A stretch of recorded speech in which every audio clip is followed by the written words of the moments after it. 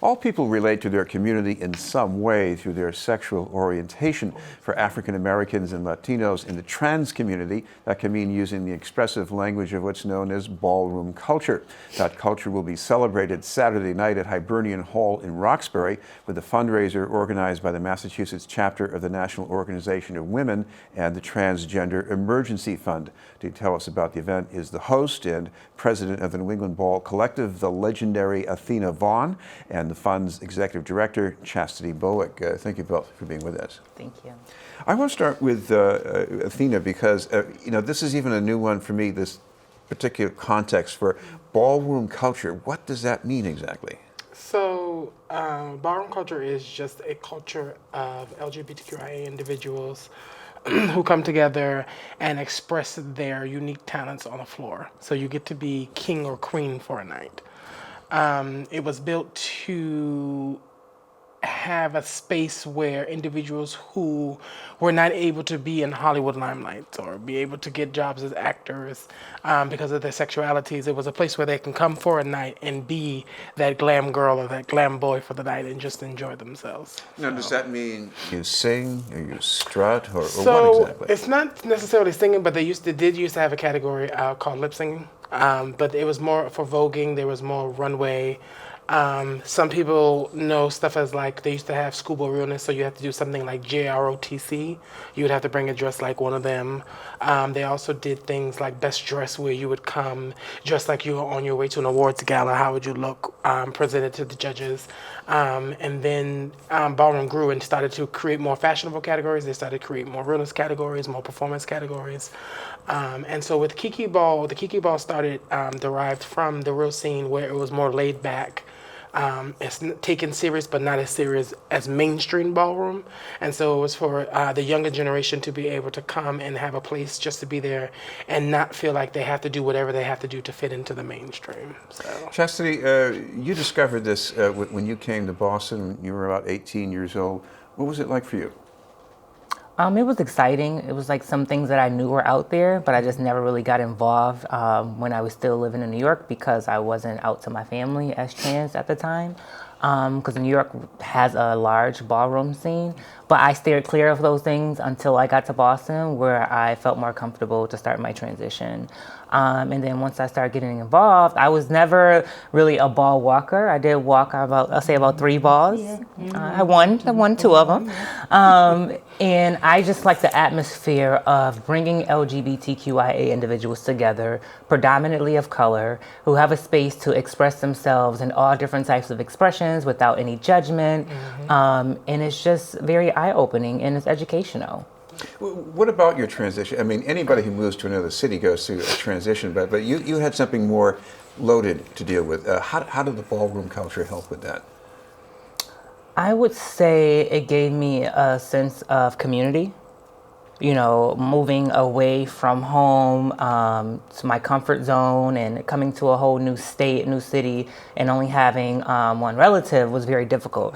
And I think a lot of people find family within the ballroom, and that's how a lot of people in the LGBTQI, we say we make our own family. We get to choose who our family is. A lot of times our family reject us for our sexual orientation or gender identity, and this is a way to find a new family, to find a community who's going to accept you for who you are. Athena, it also occurs to me that this is a serious problem, and you're trying to help people who are living with that. That's why you're having a fundraiser. Could you explain that part of the event as well? So when I met Chastity 3 or 4 years ago. I was the keynote speaker at the Bed Rustin Breakfast, and she was receiving an award that year. People have been talking to me about her. People have been talking to her about me and saying that we needed to meet and everything. And so I was like, I would look forward to it. And I met her, but we were only briefly able to talk at the Bed Rustin Breakfast for maybe a minute or 2 because they were pulling her in every direction.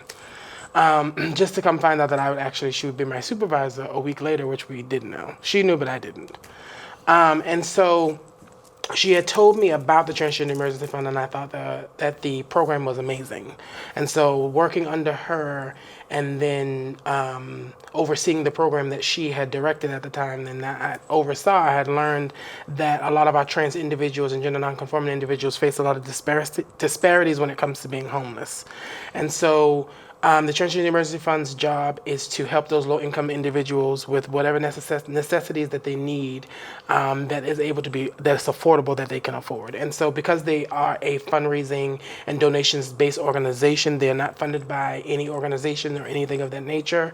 So everything that comes in, that goes right back out usually. I told Chastity a few years ago that I would love to throw a ball, because I think it's an avenue, because a lot of the trans individuals and gay men that were in ballroom were receiving services from the Transgender Emergency Fund, or from our other programs where we were working. And so I told Chastity, after she explained how the funding worked and everything, I told her I wanted to throw a ball to help do some fundraising for the Transgender Emergency Fund, because again, it's a necessity. We see too many trans girls who necessities things like soap and tissue and razors and clothes, and sometimes they have hardships where they only make enough to pay their rent, but they're not able to pay their light or their gas bill, and so that's where the Transgender Emergency Fund steps in. And so it's a necessity because it helps those individuals who sometimes just need a helping hand at the time, just to be able to come out of whatever it is that they're going through at that time.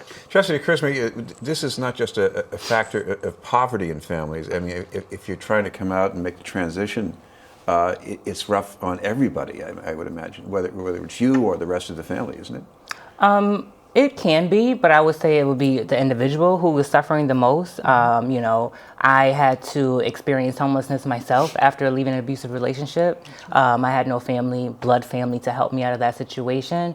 And before the Transgender Emergency Fund literally saved my life, I was on the street and having to indulge in survival sex work to survive.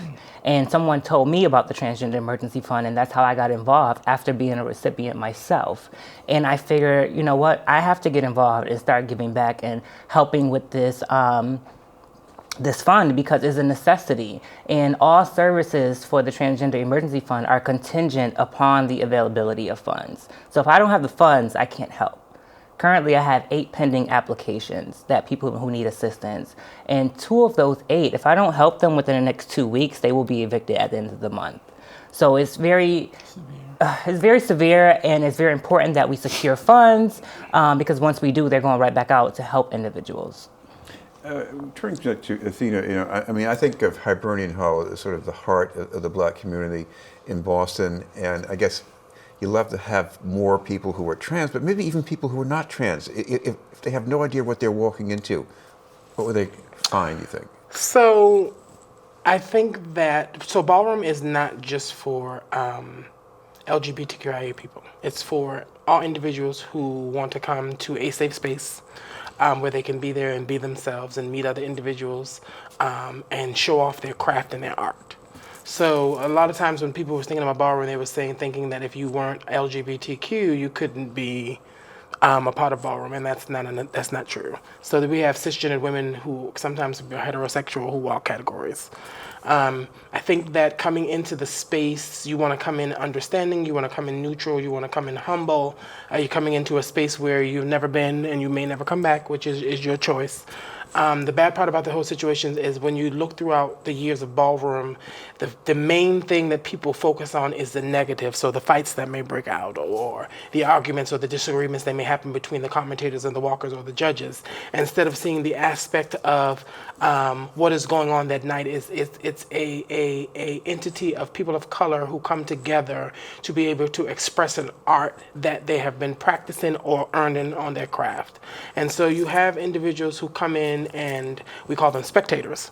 And so spectators is someone who's not a ball worker but has never been to a ball but wants to observe what goes on at a ball. And so sometimes people will dress up nicely for that. And so they developed a category called Best Dressed Spectator. And so the category for Best Dressed Spectator means you had to come to the ball best dressed to spectate the ball. You couldn't walk any other category. That's the only category that you could walk, and so you would have to battle you with anybody else that came in to do the same thing. And so, and then they also have like first time at a ball in drag. So that's someone who's just now realizing that they love to be a cross-dresser, or maybe 10 years down the line, maybe wants to transition. And so you have first time at a ball in drag. You come as drag as whatever you want to look, and you walk and do whatever it is that you want to do. Jesse, I'm curious, the first time you dressed up for a ball, can you remember what you put on? Can you have a red dress on? That's right. It was more like a burgundy. It wasn't like a burgundy. Yes, it was like a burgundy dress, and I remember I was nervous as I could be. walking this category, and sometimes they throw a little twist in it. So I walk Femme Queen Realness, and sometimes that night you had to bring a photo of a trans woman who had passed away. And I remember I brought Rita Hessler's photo and walked that category that night and won. And it was really interesting, not only to win, a few bucks in my pocket, but also to have the camaraderie from the community, other community members and things of that nature. So it was really eye-opening. And to see that within this ball, not only are people having fun, people can go get tested for HIV and STIs. We have different sessions for people who are getting counseling about different other programs in the city that they might be applicable for. So it's like really a realm of different things that can happen that night and different information that you can obtain. Finally, speaking of information, Athena, we should remind our viewers when and where and how to get more details. You can find me on Facebook at Athena Vaughan West. And if you send me an inbox, send me a friend's request as well, because if you send me an inbox, I'm not going to get it unless you send the friend's request. And if you send it and don't send a friend request, I get it weeks later. You can also find the event page on Facebook. I believe it says the Legendary Athena West hosting the Back to School Ball. You can find Chastity is on her wall as well. And then there's the Eventbrite page where you can also purchase tickets in advance. Tables are on sale until tomorrow morning. You can reach out to myself, Chastity, and or Sasha. Sasha is someone who I met recently earlier this year who works for Mass Now. I believe she's the president of Mass Now, and she also works with Fierce Urgency. But to the capacity of Mass Now, they have just been amazing when it comes to the support that POC communities need, especially when it comes to ballroom. I thank God for her, and I thank God for Mass Now and everything that they have done, because besides Bagley and Boston Glass, there has never been many organizations and the Transgender Emergency Fund that will back ballroom, and I think Mass Now has done an amazing job and shown that they're self-friendly. Right. Thank you both very much, Athena Vaughan and Chastity Bowick. Thank you.